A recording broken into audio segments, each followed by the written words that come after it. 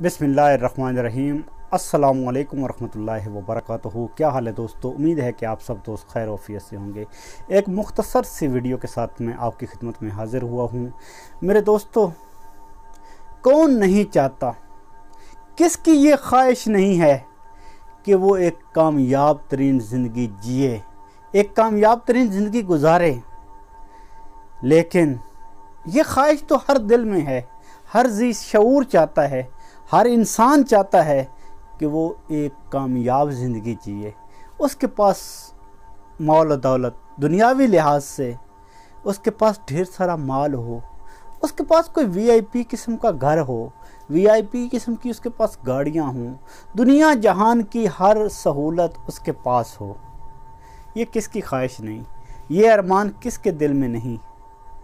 कौन नहीं चाहता कि वो कामयाब ज़िंदगी ना गुजारे।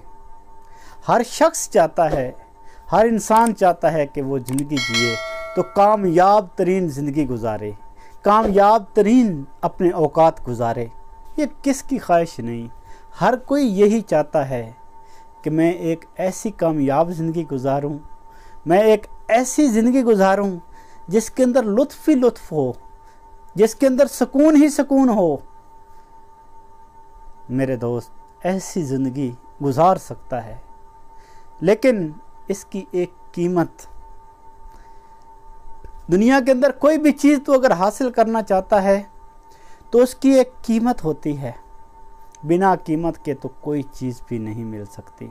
एक आदमी कहता है मैं तो एक बहुत बड़ा इंसान बनना चाहता हूँ, एक इंसान कहता है मैं तो बहुत बड़ा एक स्कॉलर बनना चाहता हूँ, एक आदमी कहता है कि नहीं मैं तो बहुत बड़ा बिजनेसमैन बनना चाहता हूँ, एक आदमी की ख्वाहिश है मैं तो कोई बहुत बड़ा प्रोफेसर बनना चाहता हूँ, एक आदमी की ख्वाहिश है कि मैं बड़ा लेजेंड किस्म का फ़नकार बनना चाहता हूँ, एक आदमी की ख्वाहिश है मैं गायकी के अंदर सुर और ताल को उस रंग के अंदर पेश करना चाहता हूँ कि दुनिया ने इससे पहले ना सुना हो ना देखा हो।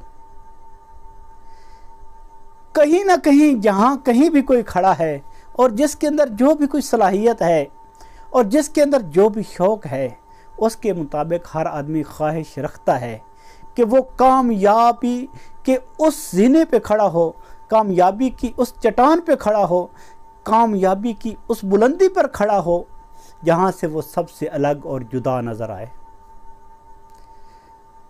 मेरे दोस्त, मुमकिन है, दुनिया के अंदर कुछ भी नामुमकिन नहीं, लेकिन तुझको अपने माइंड के अंदर, अपने दिमाग के अंदर, अपने भेजे के अंदर इस बात को बिठाना होगा, तेरी जितनी बड़ी ख्वाहिश है, तू अपने अंदर जितनी बड़ी ख्वाहिश रखता है, जितनी बड़ी कामयाबी की ख्वाहिश, जितनी बुलंदी की ख्वाहिश तेरे अंदर है, उससे 1000 गुना तुझे कीमत चुकानी पड़ेगी। अगर तू आज तैयार है और तू चाहता है कि तू कामयाब तरीन ज़िंदगी गुजारे, तो फिर उस कामयाबी को देखने के लिए जो तेरी आंखों के अंदर बसी है, जो तेरे दिलो दिमाग पे छाई हुई है, वो कामयाबी हासिल करने के लिए अपने आप को तुझे उन तकलीफ़ों, उन परेशानियों, उन दुखों को भी गले लगाना होगा, क्योंकि यहाँ कुदरत तेरा इम्तिहान लेगी। कुदरत तुझको पहले आजमाएगी, कुदरत तुझको देखेगी कि जिस कामयाबी की ख्वाहिश तेरे सीने के अंदर है, क्या तू उस काबिल है भी या नहीं। और जब कुदरत किसी चीज़ को आजमाती है, जब कुदरत किसी चीज़ को आजमाती है, तो फिर कुदरत का उस आजमाइश के ऊपर पूरा उतरने वालों को जो रिवार्ड मिलता है वो भी बड़ा शानदार होता है। तो बड़ी ख्वाहिश, बड़ी ऊंचाई पे जाने की ख्वाहिश, बड़ा इंसान बनने की ख्वाहिश, बड़ा बिजनेसमैन, बड़ा स्कॉलर, बड़ा प्रोफेसर, कोई भी आप शोबा ले लें, अगर आपके अंदर बड़ाई की ख्वाहिश है तो फिर कुदरत तुझको इतना आजमाएगी। मैं तुझको बताता हूँ कुदरत कैसे आजमाएगी तुझे। शाहीन का नाम तो तूने सुना होगा। इसकी उम्र तकरीबन 70 साल होती है। یہ اڑنے والے پرندوں کا بادشاہ پرندہ ہے۔ اس کے حوصلے جیسا کسی کے اندر حوصلہ نہیں، اس کی پرواز جیسی کوئی پرواز نہیں، اس کے نشانے جیسا کسی پرندے کا نشانہ نہیں، اور اس کے شکار جس کے اوپر یہ جھپٹتا ہے پھر یہ خالی نہیں واپس لوٹتا، یہ اپنے شکار کو شکار کر کے اپنے پنجوں کے اندر اپنے شکار کو دبوچ کر ہمیشہ واپس لوٹتا ہے۔ شہین کے ساتھ ہوتا کیا ہے، اس باز کے ساتھ، اس ایگل کے ساتھ ہوتا کیا ہے؟ بڑی دردناک کہانی ہے اس ایگل کی۔ اس کی ایوریج عمر 70 سال ہوتی ہے، لیکن جب یہ 40 سال کی عمر میں پہنچتا ہے اس کے ساتھ ایک انہونا واقعہ ہوتا ہے۔ 40 سال کی عمر تک اس کی چونچ ٹیڑھی ہو جاتی ہے، اس کے پاؤں کی قلم، وہ پاؤں کی جو چونچ ہوتی ہے، اس کے پنجوں کی جو چونچ ہوتی ہے وہ بھی ٹیڑھی ہو جاتی ہے۔ اس کے پر اتنے بڑھ جاتے ہیں کہ اس کے سینے کے ساتھ لگ جاتے ہیں اور یہ اڑنے کے قابل نہیں رہتا۔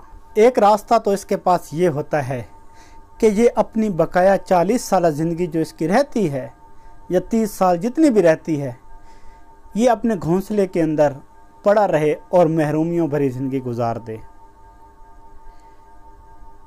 لیکن دوسرا راستہ اس کے پاس، اگر یہ جیسے اس نے 40 سال پہلے شاندار زندگی گزاری ہے، آزادی بھری زندگی گزاری ہے، تو اس کے لیے اس کو کس پروسیس سے گزرنا پڑتا ہے، کس درد سے گزرنا پڑتا ہے، کس غم اور تکلیف سے گزرنا پڑتا ہے، میرے دوست میں تجھ کو بتاتا ہوں۔ جب یہ 40 سال کا ہوتا ہے تو پھر یہ اپنے ایریے کی، اپنے علاقے کی سب سے اونچی اور بلند چٹان پہ چلا جاتا ہے، اور وہاں جا کر سب سے پہلے یہ پتھر کے اوپر اپنی چونچ مارتا ہے اور اپنی اس چونچ کو توڑ ڈالتا ہے۔ بتا، جب یہ چونچ اب پتھر کے اوپر مار رہا تھا، جب یہ اپنی چونچ توڑ رہا تھا، اپنی چونچ کو پتھروں کے ساتھ رگڑ رہا تھا، اس کو تکلیف نہیں ہوئی ہوگی، لیکن آگے مستقبل بڑا شاندار تھا جس کی خاطر یہ درد وہ سہ رہا تھا، اور پھر وہ یہ 40 دن تک انتظار کرتا ہے۔ اسی طرح وہ اپنے پاؤں کو بھی پتھر کے اوپر رگڑ رگڑ کر اپنے پاؤں کی وہ قلم، وہ چونچ توڑ ڈالتا ہے، اور جب 40 دن کے بعد اس کی نئی چونچ، پاؤں کی اس کی نئی چونچ نکل آتی ہے اور اس کے پنجوں کی بھی وہ چونچ نکل آتی ہے، تو پھر اسی چونچ کے ساتھ وہ اپنے پر نکالتا ہے۔ ذرا سوچ اور خیال کر اور اندازہ لگا، جب وہ اپنے پر نکال رہا ہوگا تو کون سا ایسی تکلیف ہوگی، کس کرب سے وہ گزر رہا ہوگا؟ کیا اس کو درد نہیں ہو رہا ہوگا؟ کیا وہ درد نہیں سہ رہا ہوگا؟ میرے دوست، قدرت اس کی آزمائش لے رہی تھی اور وہ اس آزمائش کے اوپر پورا اتر رہا تھا۔ پھر قدرت اس کو وہ پر عطا کرتی ہے، وہ چونچ عطا کرتی ہے جو اسے اگلے آنے والے 30 سال اس کی زندگی کے بڑے شاندار ہوتے ہیں، اس کی زندگی کے بڑے پروقار ہوتے ہیں۔ تجھے بھی اسی طرح بار بار آزمائے گی۔ کسی بھی بلندی پر پہنچنے سے پہلے تیرا پسینہ نکلے گا، تیرے پاؤں پر آبلے چھالے پڑیں گے۔ کسی بھی بلندی پر پہنچنے سے پہلے تجھے ڈھیر سارے زخم کھانے ہوں گے، اور جب تو ہمت نہیں ہارے گا اور پھر قدرت تیری اس طرح ہم نوا بنے گی، اور قدرت کا فیصلہ تیرے حق میں پھر اس طرح آئے گا کہ قدرت کہے گی کہ مانگ میرے بندے، تجھے وہ عطا کیا جائے گا جو تو مانگے گا، اور تجھے وہ بھی عطا کیا جائے گا جو تو نہیں مانگے گا۔ اس اصول کے مطابق اگر آپ آگے بڑھتے ہیں، یقین جانیے آپ کامیاب ہوں گے، اور دنیا جہان کی کامیابی آپ کے قدم چومے گی۔